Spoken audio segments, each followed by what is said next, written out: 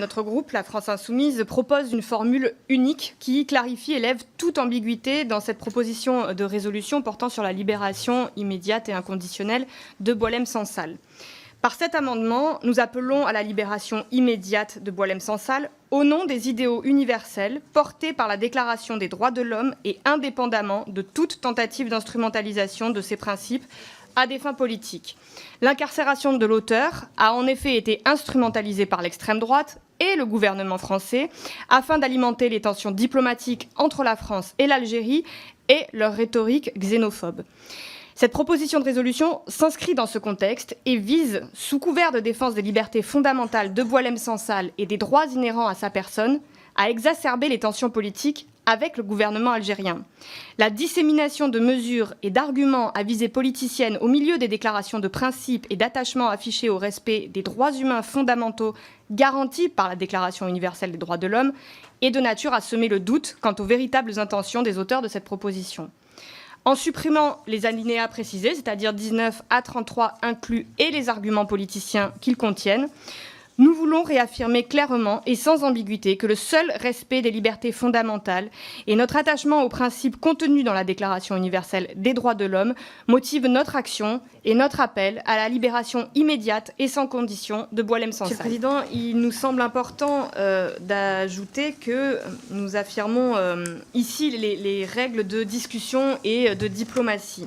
Depuis le début de la crise avec Alger, le gouvernement français utilise une rhétorique guerrière qui n'a pas sa place dans les relations internationales et qui ne peut pas viser à instaurer un dialogue constructif avec Alger qui permettrait la libération de Boualem Sansal, mais qui aurait plutôt pour effet d'entretenir des tensions entre les deux capitales à des fins de politique intérieure.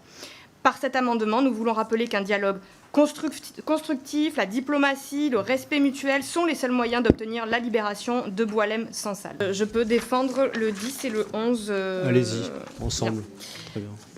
Donc ces amendements proposent de supprimer les alinéas 32-33 qui pénaliseraient le peuple algérien et la coopération entre l'Union européenne et l'Algérie, tout en aggravant les tensions diplomatiques entre Européens et Algériens. L'Union européenne finance, via la politique européenne de voisinage, des projets de coopération sur des thématiques avec le gouvernement algérien, notamment concernant la transition énergétique, l'action climatique, le développement économique local.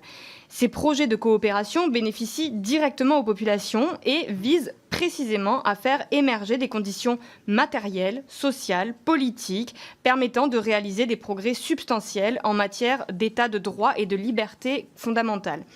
Conditionner le financement de ces programmes à des critères politiques reviendrait donc à exiger dès le départ que les actions de coopération de l'UE remplissent les critères que la Commission lui a précisément fixés comme objectifs finaux.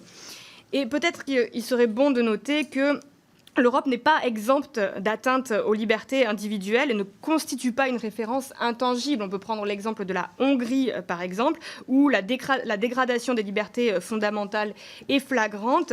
Bref, tout cela va dans le sens en fait, d'une escalade diplomatique qui est le contraire de ce que nous devons viser.